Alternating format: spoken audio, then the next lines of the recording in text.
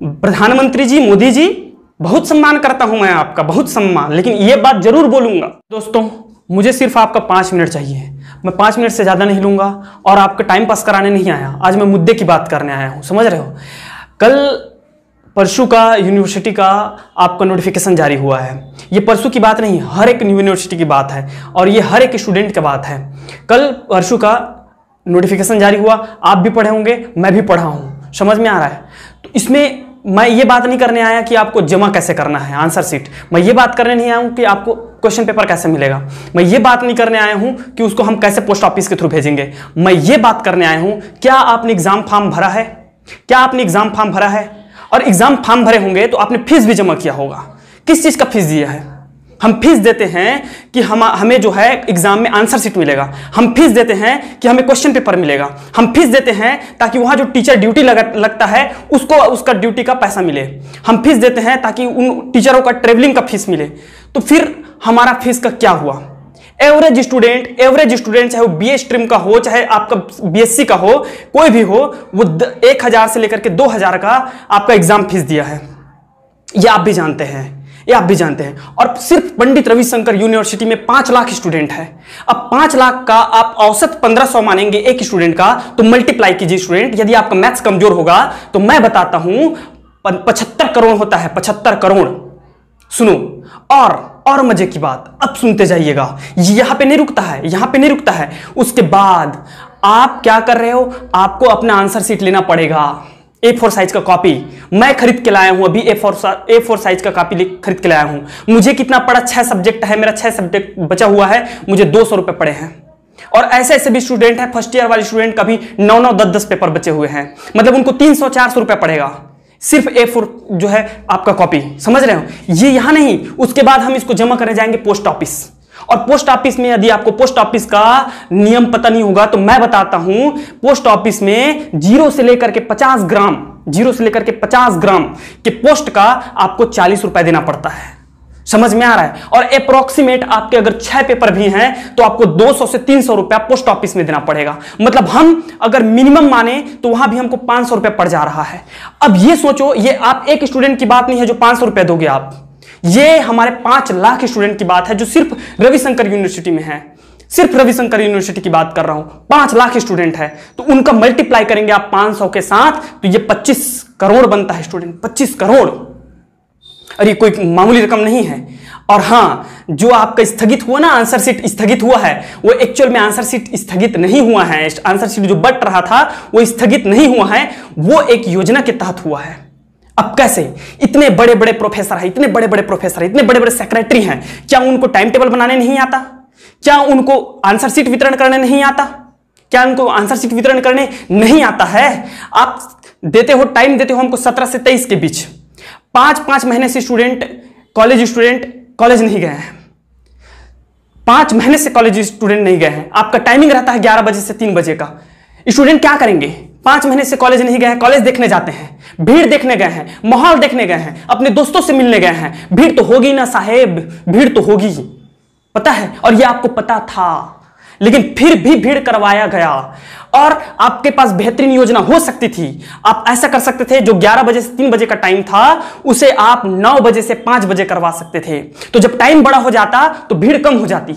हर college में gate होता है, हर एक कॉलेज में गेट होता है, और हर कॉलेज में कम से कम 3 से 4 चपरासी होते हैं, सेक्रेटरी गार्ड होते हैं। आप वॉलंटियर को लगा सकते थे गेट पे 2 वॉलंटियर लगाते, सभी स्टूडेंट को ग्रुप में 5-5 के 10-10 के आपका अल्टरनेट सोशल डिस्टेंसिंग का पालन करते हुए आप सैनिटाइजर करवा करके उनको वितरण करवा सकते थे। लेकिन ऐसा नहीं हुआ।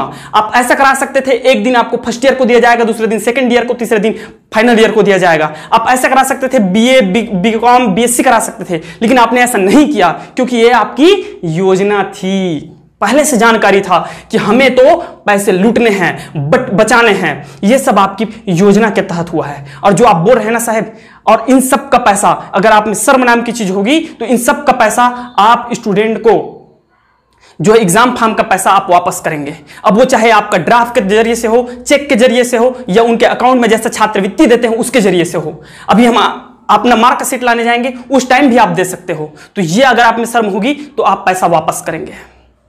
ये कोई फालतू का पैसा नहीं है। हम गरीब स्टूडेंट हैं, यहाँ कितनों गरीब गरीब ऐसे ऐसे स्टूडेंट हैं जिनके घर में अभी मोबाइल नहीं है, जिनके पास, वो कैसे करेंगे, क्या करेंगे? और आपने तो कंपलसरी कर दिया, ऑनलाइन नहीं, उसको आपको पोस्ट ऑफिस के थ्रू ही भेजना है, पोस्ट ऑफिस के थ्रू ही भेजना है। तो कैसे भेजेंगे? ऊपर से लॉकडाउन लगा दिया। तो लॉकडाउन लगाया तो अभी आपका पुस्तक भंडार में जो है, पुस्तक दुकान में आपका भीड़ नहीं है क्या? जा करके देखिए, मैं खरीद के आ रहा हूं, इतना भीड़ है, इतना भीड़ है, वहां आंसर शीट नहीं मिल रही है। आंसर शीट लेने के लिए आपको भीड़ लगाना पड़ रहा है, वहां पे कॉपी लेने के लिए भीड़ लगाना पड़ रहा है। अचानक से आप लॉकडाउन कर दिए हो। ये कोरोना वोरोना कुछ नहीं है, जो कोरोना का आप बहाना करके जो आप किए हो, ये सब चोचला है। कोरोना कुछ नहीं है, पता है? कोरोना होता ठीक है तो आपका जब गृह मंत्री को हो सकता है, होम मिनिस्टर को हो सकता है, जिसके पास Z+ की सिक्योरिटी है, ठीक है, जो हमारे फॉर्मर प्रेसिडेंट को हो सकता है, राष्ट्रपति को हो सकता है, अमिताभ बच्चन जैसे बड़े बड़े सेलिब्रिटी को हो सकता है, जो अपने बंगले के हर एक व्यक्ति को कई महीनों तक घर में बैठा के खिला सकता है। उसका हर व्यक्ति घर से बाहर जाने आने वाला हाथ से सैनिटाइजर नहीं करेगा, उसको नहला सकता है सैनिटाइजर से, सैनिटाइज कर सकता है उसको, हाथ को बस नहीं, पूरा आदमी को नहला सकता है। उसके पास इतना मास्क है कि वो मास्क का ढेर लगा सकता है, इतना बड़ा आदमी है। हम तो गरीब हैं, गरीब। मैं तो कसम से कहता हूं, मैं बोल रहा हूं, मैं आज तक एक सैनिटाइजर नहीं खरीदा अपने पैसे का। क्यों खरीदूंगा मैं? है ही नहीं कोरोना यार। अगर कोरोना होता तो हमारे और आपके जैसे गरीब व्यक्ति को क्यों नहीं होता? मेरे गांव जहां पे है, वहां से हर रोज 10 आदमी भाटा पड़ा जाता है, हर रोज 10 आदमी भाटा पड़ा जाता है, जो कि एक डिस्ट्रिक्ट है छत्तीसगढ़ का, जहां रेलवे लाइन है, ठीक है। हर दूसरे दिन मेरे गांव का बिलासपुर जाता है हर दूसरा व्यक्ति, हर चौथे दिन हमारे गांव से रायपुर से आना जाना करता है। इतने सारे इवेंट्स हो गए, इतने सारे छठी का कार्यक्रम हो गया, शादी हो गया, तीज त्योहार निकल गए, इतने सारे गणेश का फेस्टिवल निकल गया। किसी को तो हुआ रहता मेरे गांव से, किसी को तो हुआ रहता। इतने लोग घूम रहे हैं, मैं 4 महीने से मैं खुद घूम रहा हूं, क्या झूठ बोलूंगा आपको, मैं खुद घूम रहा हूं, डेली का भाटा पारा जाता हूं, डेली का बिलासपुर जाना आना चल रहा है मेरा। मुझे तो कोरोना नहीं हुआ। अगर इतना बड़ा बीमारी होता तो घरों घर में लाश निकल रही होती है। अभी समझ रहे हैं जिस तरीके से आपने बनाया है, ठीक है। और हमारे काका जी, दाऊ जी, भूपेश बघेल जी, आपने कितना बढ़िया स्टेटमेंट दिया था घोषणा पत्र में कि दारू भट्टी बंद करवा देंगे। क्या हुआ आपका दारू भट्टी का? क्या हुआ दारू भट्टी का? सब कुछ बंद है, लॉकडाउन में सब कुछ बंद है, लेकिन आपका दारू भट्टी चल रहा है। वहां से आज तक कोरोना पेशेंट नहीं मिला, आज तक कोरोना पेशेंट नहीं मिला। ताज्जुब की बात है। और आप जाके देखिए, सबसे ज्यादा भीड़ जहां पर है तो वो है दारू भट्टी, वहां से आज तक कोरोना पेशेंट नहीं मिला। क्यों? क्योंकि ये सरकार का व्यापार है जनाब, सरकार का व्यापार है। हाँ, कोरोना होती है, कब होती है पता है?